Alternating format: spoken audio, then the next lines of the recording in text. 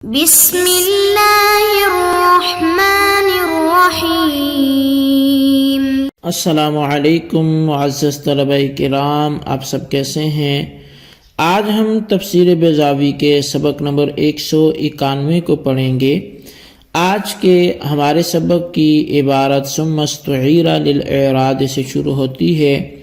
سب سے پہلے ہم عبارت پڑھ کے اس کا ترجمہ کریں گے، اس کے بعد اس کی وضاحت کی طرف بڑھیں گے۔ لیکن آج کے سبق میں ہم جو اشتراک کا مجازی استعمال ہے وہ پڑھیں گے، اور اس کے ساتھ ساتھ ہی اس پر بطور استشہاد کے شعرائے عرب میں سے ایک شاعر ابو النجم کا شعر بھی سننے کی کوشش کریں گے۔ تو بلا تاخیر سب سے پہلے ہم بڑھتے ہیں آج کے سبق کی عبارت کی طرف، پھر اس کا ترجمہ کر کے اس کی وضاحت کریں گے۔ مصنف علیہ رحمہ لکھتے ہیں ثم استعیر للاعراض عما فی یدہ محصلا به غیرہ سواء کان من المعانی او الاعیان، اور پھر لفظ اشتراک کو مستعار لیا گیا اس سے کہ جو اس کے قبضے میں ہے، اس کے ذریعے وہ اس کے غیر کو حاصل کرے، برابر ہے کہ وہ اعیان میں سے ہو یا اعراض میں سے ہو۔ ومنہ قول الشاعر، اور شاعر کا قول بھی اسی کی قبیل سے ہے کہ اخذتی بالجمتی رأسا ازعرا وبالثنایا الواضحات دردرا، تو نے بھرے ہوئے بالوں والے سر کے بدلے میں وہ چندلا سر لے لیا، اور واضح اور چمکدار دانتوں کے بدلے میں تو نے وہ خالی لے لیے۔ وبالطویل العمر عمرا جیزرا،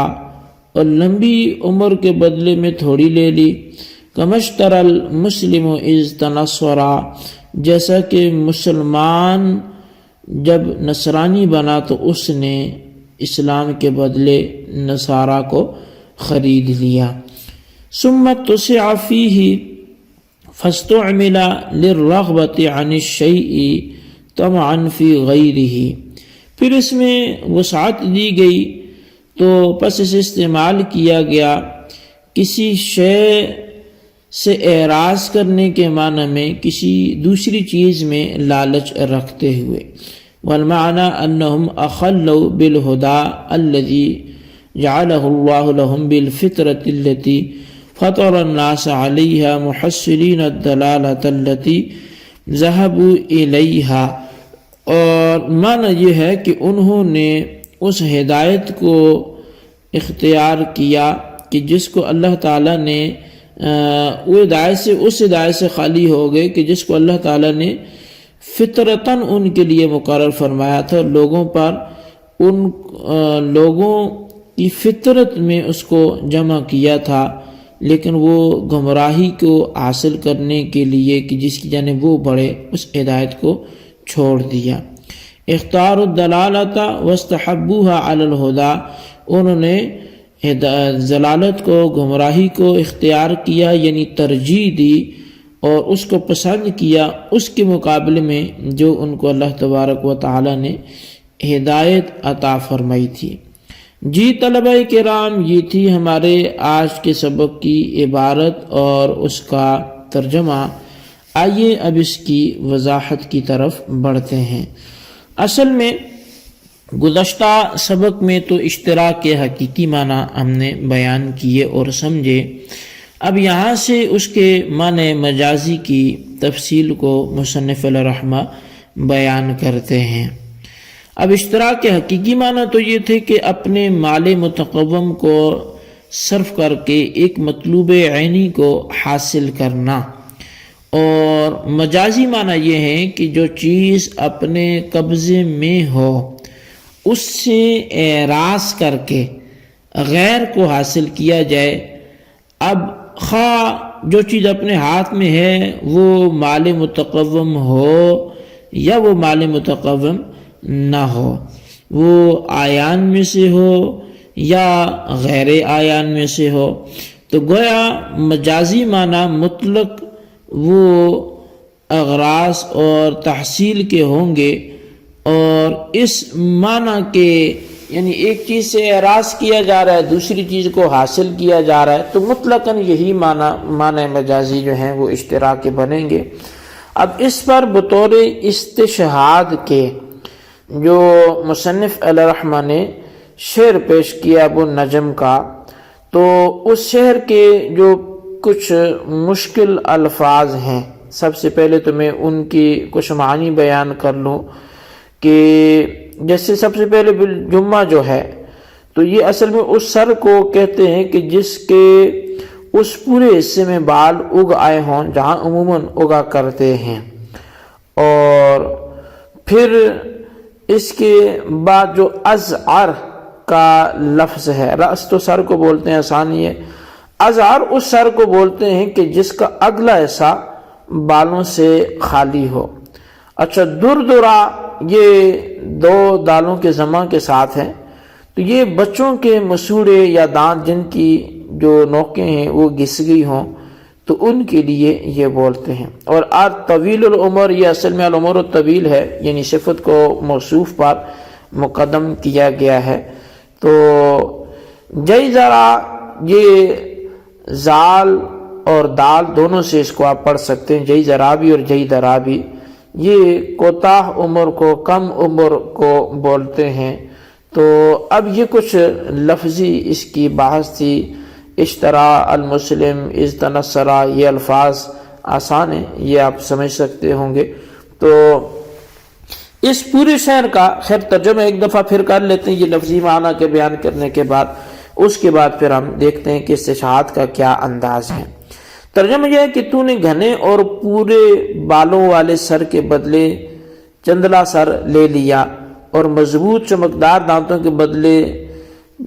پیلا پن لے لیا، اور طویل زندگانی کے بدلے میں کوتاہ زندگی، کم زندگی لے لی۔ یہ سارا لین دین اس شخص جیسا ہے کہ جو مسلم ہونے کے بعد نصرانی بن گیا۔ اصل میں یہ بھی ایک اس پر بھی روایت ہے کمشتر المسلم ازتنصرا پر، کہ اصل میں ایک جبلہ غسانی بادشاہوں میں سے ایک آخری بادشاہ گزرا ہے، اور یہ مذہب نصرانیت سے تائب ہو کر خلیفہ ثانی حضرت فاروق اعظم رضی اللہ تعالیٰ عنہ کے دور خلافت میں اسلام میں داخل ہوا تھا، اور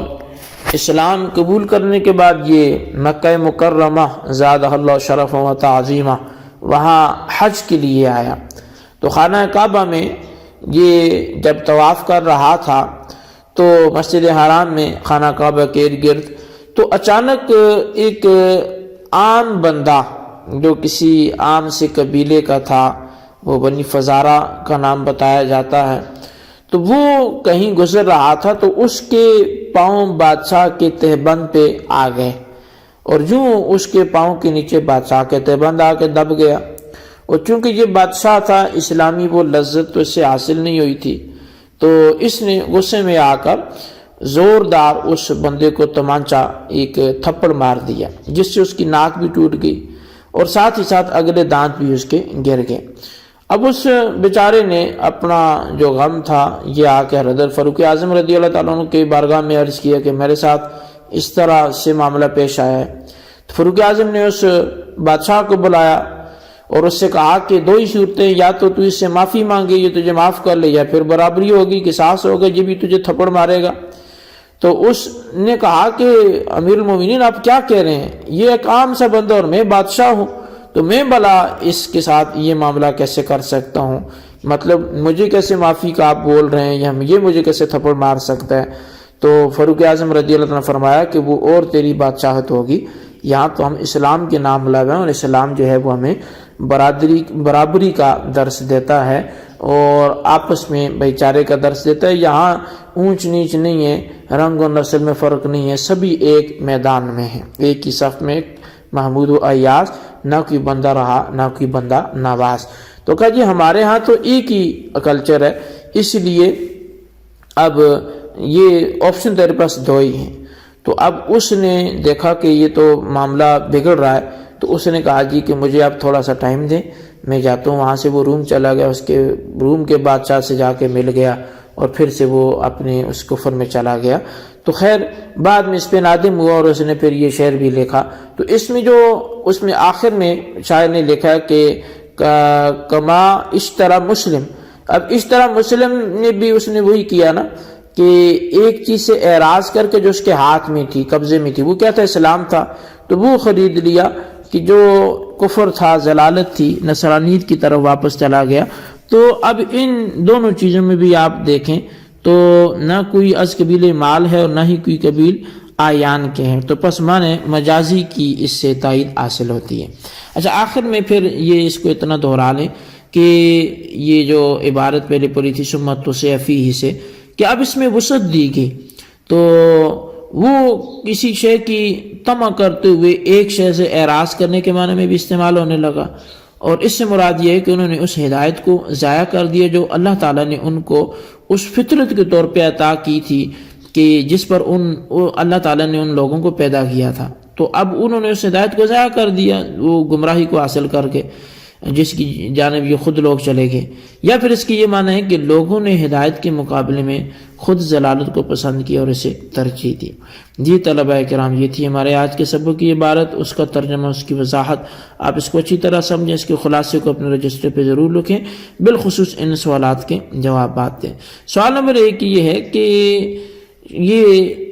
اخذتی بالجمعتی رأسن ازعرا یہ کس کا شعر ہے؟ شاعر کا نام تحریر کریں۔ اور سوال نمبر 2 یہ ہے کہ مشتر المسلم ازد نصرات سے قاضی صاحب کا محل استشہاد کیا ہے وہ بھی واضح کریں۔ اللہ تبارک و تعالیٰ سے دعا ہے جو کچھ ہم نے پڑھا سنا اسے یاد رکھنے کی توفیق نصیب فرمائے، آمین بجاہ نبی الامین صلی اللہ علیہ وسلم۔